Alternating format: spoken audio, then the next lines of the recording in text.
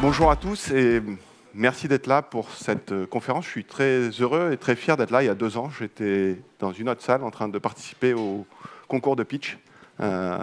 Autant dire qu'il y a eu un peu de chemin qui a été parcouru et c'est quelque chose qui est très agréable d'être de nouveau avec vous, mais dans une autre configuration. Ça veut dire qu'on a fait un petit peu de chemin. Donc on va parler aujourd'hui, on va parler d'argent, qui est un sujet un peu moins lourd peut-être que le sujet dont on a parlé juste avant, la vie, la mort, mais qui est quand même un sujet relativement profond, un sujet sociétal, un sujet culturel. Il y a un exemple que j'aime bien citer dans les vieux films de bandits, de western. Il y a une expression qui dit la vie ou la mort. Et cette expression, elle veut dire quoi? Elle veut dire à l'exception d'une menace réelle et certaine sur mon intégrité physique, je ne vais pas donner mon argent. Donc autant dire que quand on parle d'argent, on parle de quelque chose qui est extrêmement sensible. Et finalement, la question de est-ce qu'on va aller vers une société cashless se pose un peu différemment en disant est-ce qu'aujourd'hui, en 2016, on est en train de faire un pas radical vers un changement de culture et d'habitudes qui sont très profondes chez nous depuis 28 siècles. Donc on va commencer avec un petit peu d'histoire. La première pièce de monnaie a été frappée au 7e siècle avant Jésus-Christ dans un royaume qui est le royaume de Lydia, ce qui explique le nom de la société. Ce royaume nous a laissé beaucoup de mots liés à l'argent dans le langage habituel. Les pièces de monnaie étaient frappées dans un alliage naturel d'or et d'argent qui s'appelle l'électrum. Et cet électrum se trouvait en grande quantité dans le fleuve qui traversait la capitale du royaume de Lydia. Et ce fleuve, c'est le Pactole. Le roi de Lydia, le dernier roi de Lydia, c'est Crésus.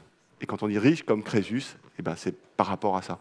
On ne le sait pas toujours, mais tout ça vient de cette époque-là. C'est un royaume qui se trouvait dans la sphère d'influence grecque et qui est maintenant sur la côte occidentale de la Turquie. Pourquoi est-ce que cette pièce de monnaie a été frappée? C'était pour répondre à un problème. Le royaume de Lydia, les Lydiens étaient des marchands. Évidemment, c'est un carrefour marchand. Et les marchands ont par-dessus tout horreur d'une chose, c'est de ne pas pouvoir faire des affaires. Il s'avère qu'à l'époque, la manière de faire des affaires, c'était le troc.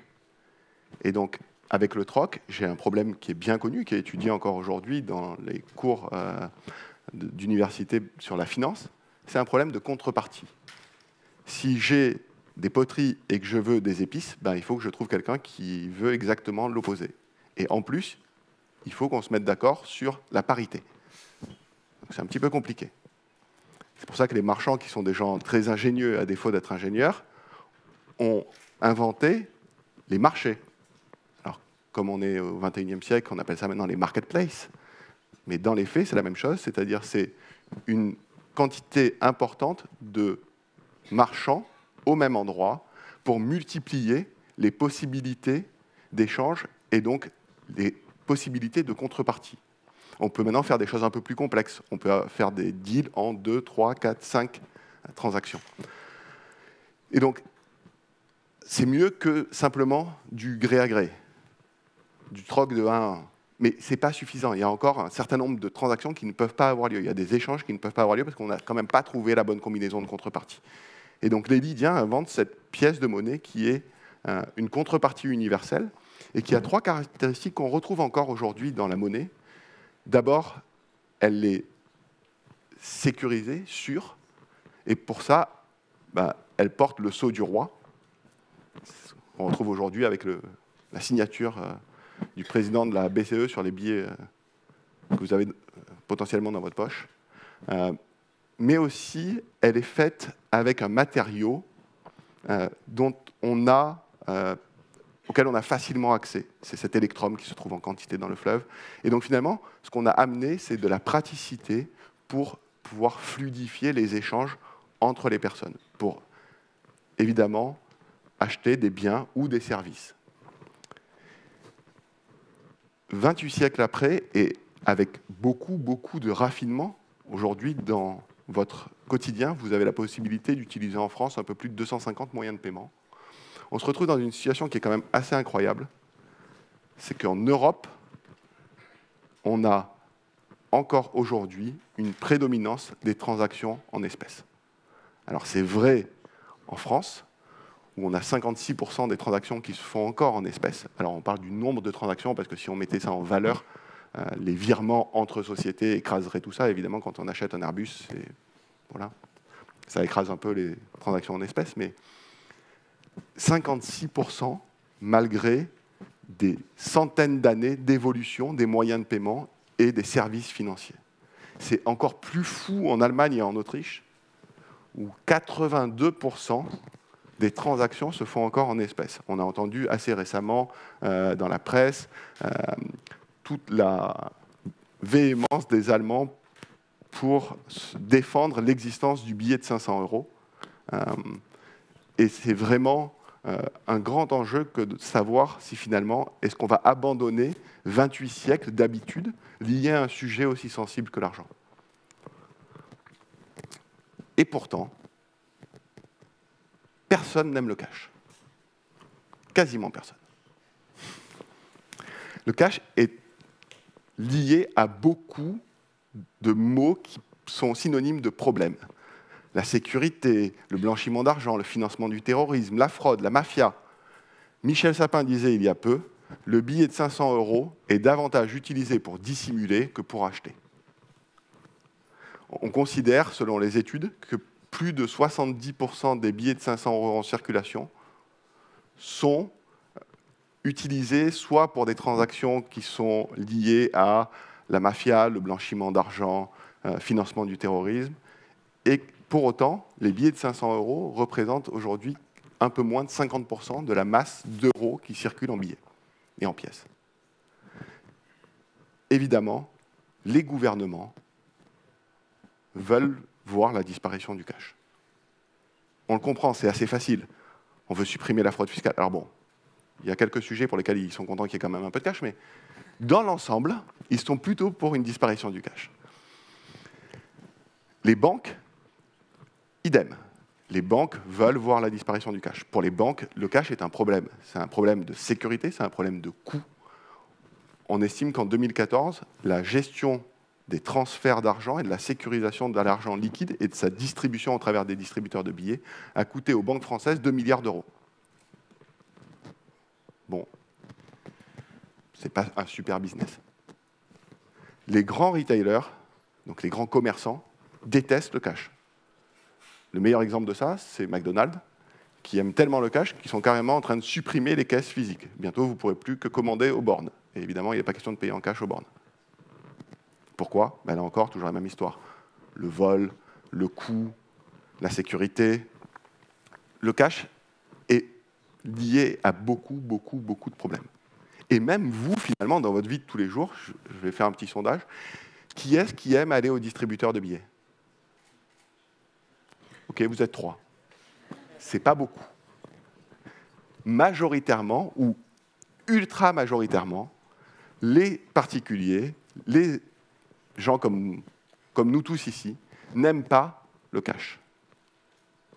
Finalement, les grands amateurs de cash sont les gens qui ont des activités illicites, les gens qui font de la fraude fiscale. Ok, c'est rare que ces gens-là défilent dans la rue pour protester contre la disparition du cash. On voit rarement la mafia défiler, on voit les fraudeurs fiscaux défiler sur les Champs-Élysées en disant « laissez-nous le cash ». D'abord parce qu'il serait identifié, ça poserait problème. Donc on peut imaginer assez facilement que finalement, toutes ces forces convergeant vers la disparition du cash, ben, on va y aller gentiment. Et pourtant, ce n'est pas si simple. Parce que si c'était si simple, ça arriverait déjà. Visiblement, il y a une inversion dans les deux drapeaux, mais la Suède a annoncé qu'en 2030, on ne pourra plus payer en espèces dans les commerces suédois.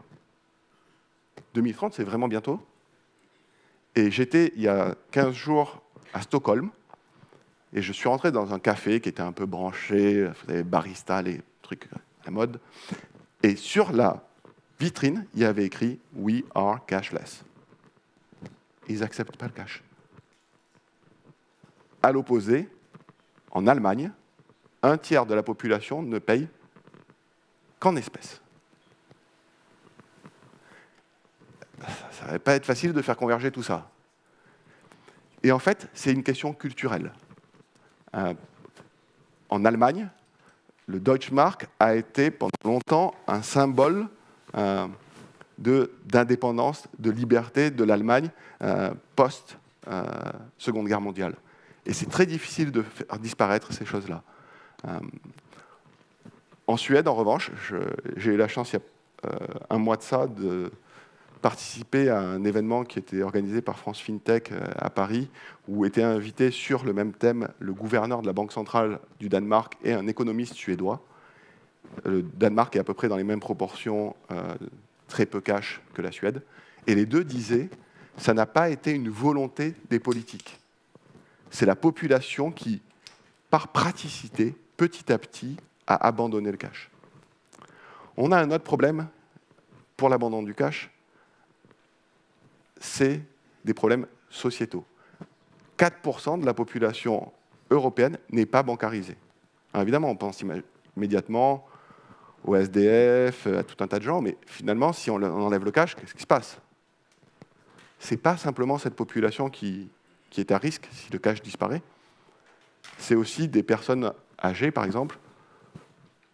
En France, 52% des gens qui ont plus de 70 ans n'ont pas accès à Internet.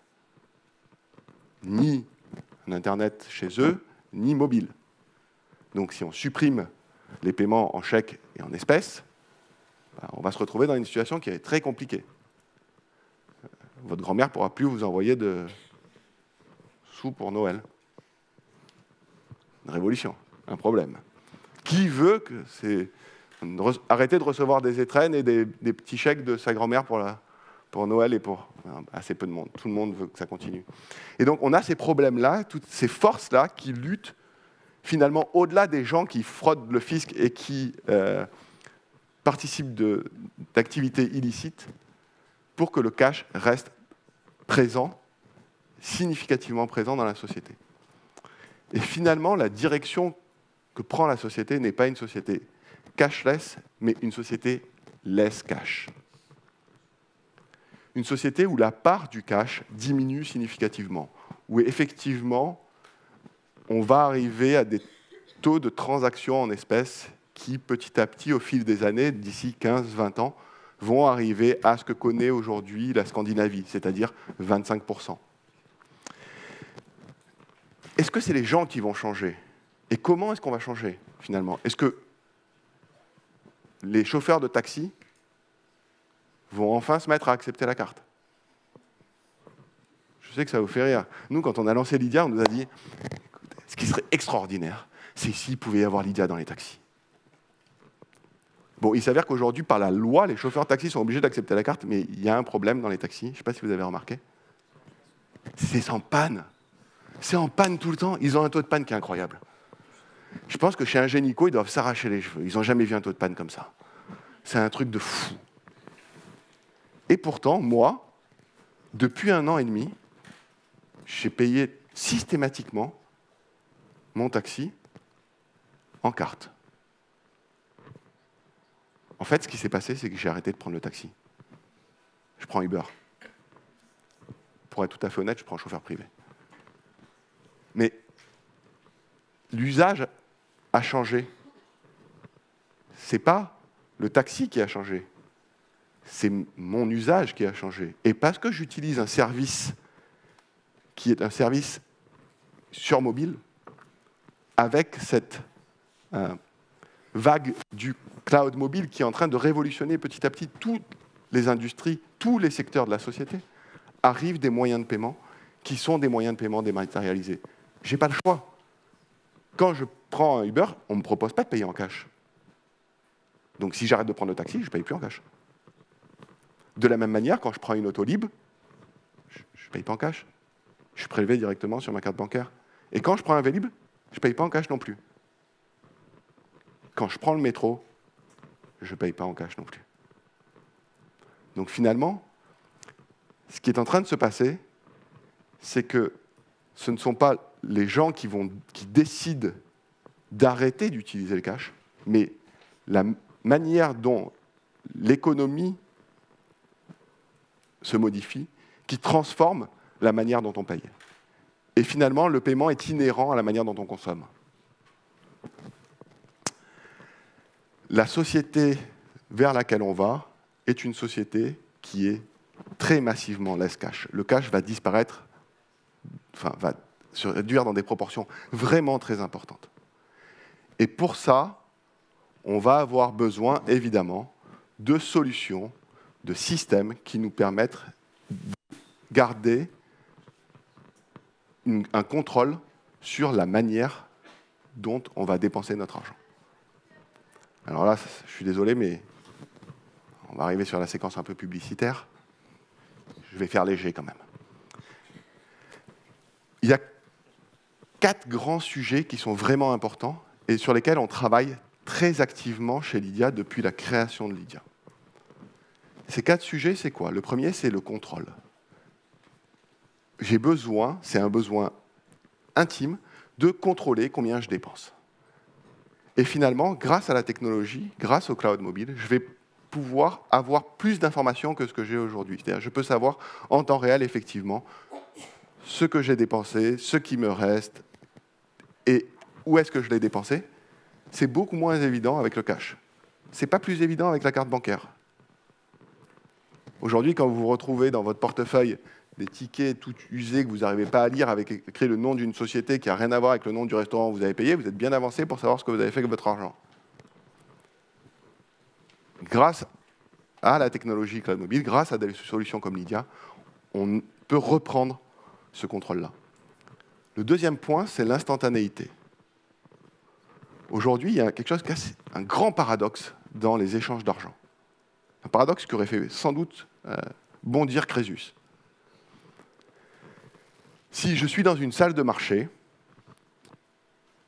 et que je décide de faire une transaction pour plusieurs centaines de millions avec quelqu'un qui est à l'autre bout de la planète dans une autre salle de marché, je suis capable de le faire en moins d'une milliseconde.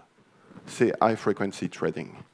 Je suis capable de faire bouger des centaines de millions dans des devises différentes en moins d'une milliseconde. Dans les faits, l'argent n'a pas vraiment bougé à cette vitesse-là, mais en tout cas, les systèmes qui sont au-dessus des tuyaux bancaires et qui garantissent que la transaction a bien eu lieu et qu'elle est irréversible, permettent de faire ça. Je voudrais savoir si vous devez envoyer de l'argent à quelqu'un qui se trouve à l'autre bout de la planète, aujourd'hui, combien de temps ça prend? Ouais, 3 jours, 4 jours, parfois moins, si on a de la chance, en tout cas jamais moins d'une milliseconde.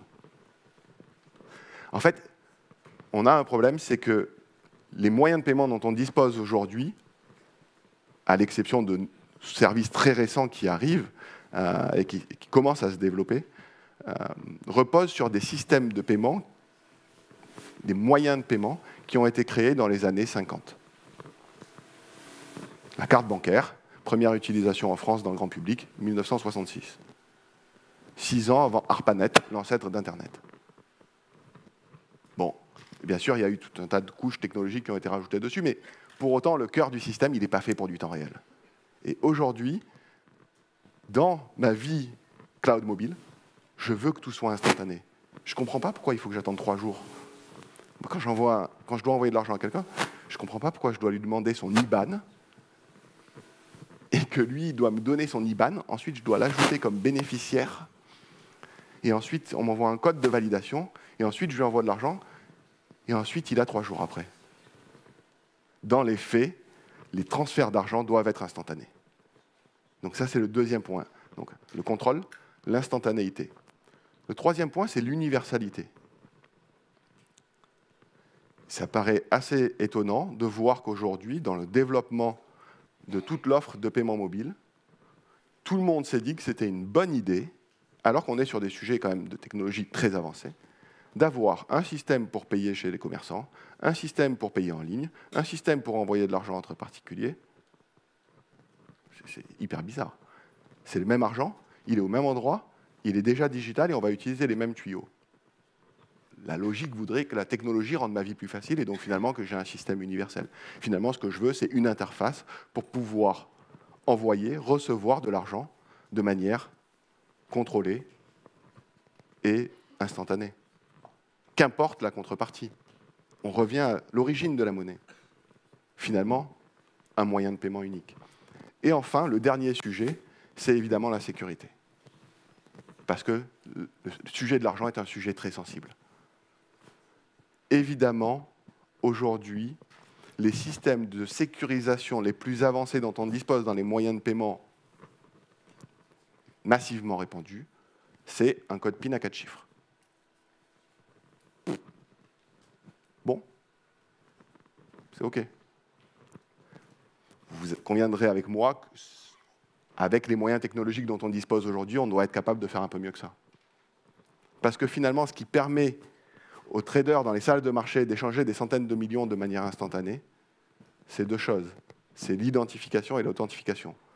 Quand je suis sur le trading desk de JP Morgan à Paris et que je fais une transaction avec le trading desk de Deutsche Bank à Londres, je suis sûr que c'est bien Deutsche Bank en face et je suis sûr qu'ils ont effectivement la solvabilité pour faire la transaction. Et de la même manière, la personne de Deutsche Bank est sûre que je suis bien JP Morgan et je suis solvable pour faire l'opération.